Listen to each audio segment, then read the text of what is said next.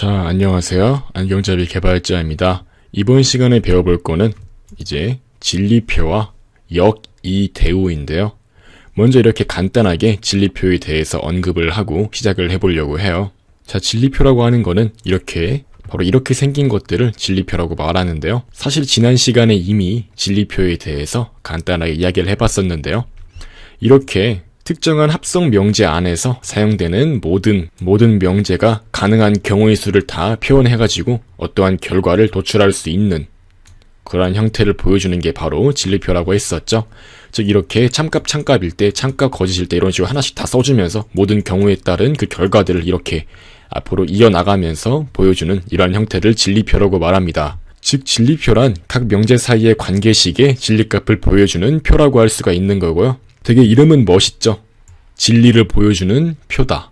네, 이렇게 진리표라는 이름이 나와 있는데 이러한 진리표를 잘 활용하게 되면은 아무리 복잡한 합성 명제라도 이렇게 진리표로 풀어낼 수가 있는 거죠. 왜냐하면 이렇게 모든 경우의 수를 다 그려나가면서 결과를 찾으려고 한다면 금방 찾을 수 있기 때문이에요. 따라서 아무리 복잡하더라도 끈기 있게 이렇게 진리표를 작성하면서 문제를 해결하려고 한다면 참 많은 문제를 해결할 수가 있죠. 자, 이렇게 간단하게 진리표에 대해서 그 개념에 대해서 이해해보는 시간을 가졌고 이제 한번 이번 시간에서 제대로 다루게 될 역이대우에 대해서 한번 알아보려고 합니다. 자, 역이대우라는 것은 사실 중학교 수학, 고등학교 수학에서 다루는 내용이기도 한데요. 컴퓨터에서는 이제 이러한 역이대우가 굉장히 중요하게 사용이 되고 있기 때문에 컴퓨터 과학을 공부하는 입장에서 이에 대한 개념을 다시 이해할 필요가 있습니다. 자, 역이대우는 조건명제에서 많이 사용이 되는데요. 조건명제라고 한다면 지난 시간에 말씀드렸듯이 P일 때 Q이다 이런 식으로 P라는 조건이 충족되었을 때 Q가 된다라는 하나의 명제 자체를 의미한다고 했었죠. 예를 들면 이제 비가 오면 장화를 신는다 이런 문장이 있다고 한번 생각을 해볼게요. 비가 올 때가 바로 이 P가 되는 거고요. 장화를 신는다가 바로 이 Q가 되는 겁니다. 즉 P일 때 Q이다 이런 식으로 어떠한 문장을 가질 때 이걸 바로 조건명제라고 한다고 했었죠. 또한 가장 중요한 개념이라고 했었어요.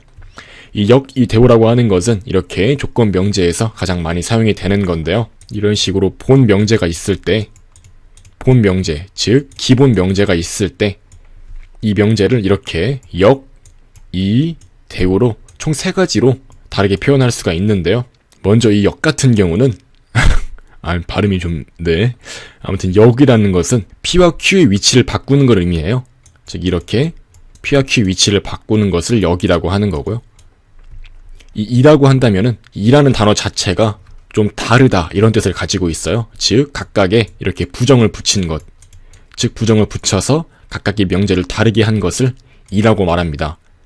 반대로 역이라는 것은 말 그대로 두 개의 위치를 바꿨으니까 역관계라고 할 수 있는 거잖아요. 그래서 이렇게 역이라고 할 수 있는 거고요. 이렇게 역과 이에 대해서 잘 이해하는 게 좋고요.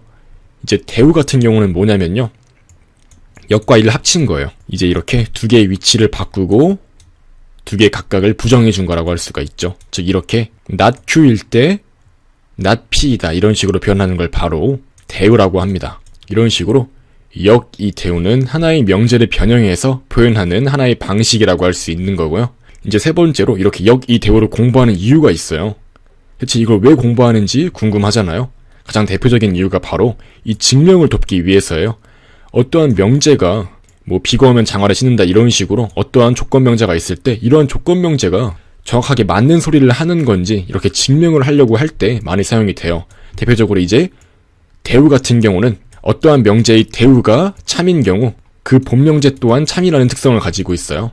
이게 가장 중요하죠. 가장 많이 활용이 되고 있는 거고요. 비가 오면 장화를 신는다라는 게 만약에 참값을 가진다면 그 대우라고 할 수 있는 장화를 신지 않으면 안 온다. 이런 식으로 만약에 대우를 표현한다고 할 수 있는 거죠. 이 장화를 신는다라는 Q라는 표현을 이렇게 앞쪽으로 보내고 부정을 붙인 다음에 이렇게 not P로 표현된 거죠. 즉 이렇게 어떠한 본명제가 있을 때 이 본명제가 만약에 참이라고 해볼게요. 물론 비가 오면 장화를 신는다. 이거 자체는 이 문장 자체는 어떠한 의미도 두지 마시고요. 아무튼 이렇게 조건명제가 있다고 가정을 해볼게요. 이 본명제가 만약에 참이라면 그 대우 또한 마찬가지로 참값을 가진다. 이해를 하시면 됩니다. 즉 이렇게 역이대우를 이용하는 이유는 이 증명과 밀접한 관계를 가지고 있어요. 이 증명에 어느 정도 도움을 주기 위해서 이렇게 역과 이 대우를 쓸 수 있다는 것만 이해를 하시면 됩니다. 자, 이렇게 간단하게 하나의 문제를 풀어보면서 역과 이 그리고 대우에 대해서 알아보려고 합니다. 한번 다음에 문제를 볼게요. 명제 30이 10보다 크다면 30은 50보다 작다 라는 조건 명제가 있다고 해볼게요. 왜 조건 명제냐면 이렇게 뭐뭐가 뭐뭐보다 하다면 그때 그 결과를 보여주기 때문에 조건과 결과로 구분되는 하나의 조건 명제라고 할 수 있는 거죠. 자, 한번 여기에 대해서 진리값을 구하려고 합니다. 문제를 푸실 때는 다음과 같이 푸는 게 굉장히 중요합니다. 자, 조건 명제라고 했으니까 먼저 P와 Q를 구분해야겠죠. P는 여기서 30이 10보다 크다 이게 되겠죠. 그리고 Q는 이렇게 30은 50보다 작다. 이제 이 경우일 때 이 본 명제를 표현하는 방법은 다음과 같습니다. 바로 이렇게 표현할 수가 있죠. 30이 10보다 크다면 30은 50보다 작다. 자, 이제 이런 식으로 본 명제를 표현할 수가 있습니다. 이제 한번 다음과 같이 하나씩 볼게요. 이 P 같은 경우는 30이 10보다 크다는 거는 참값이죠. 그래서 참이라고 쓸 수 있겠고요. 이것도 마찬가지로 참값이기 때문에 이렇게 두 개 모두가 참이기 때문에 조건 명제는 이렇게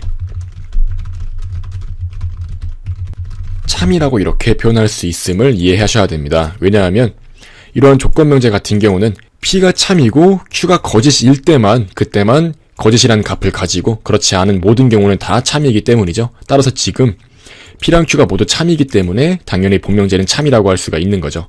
따라서 이렇게 진리값을 간단하게 구해볼 수가 있고요. 이제 한번 역 이 대우를 하나씩 구해보도록 하겠습니다. 본 명제의 역은 다음과 같습니다. 보시면 이제 역 같은 경우는 두 개의 위치를 바꾼다고 했어요. 즉 이렇게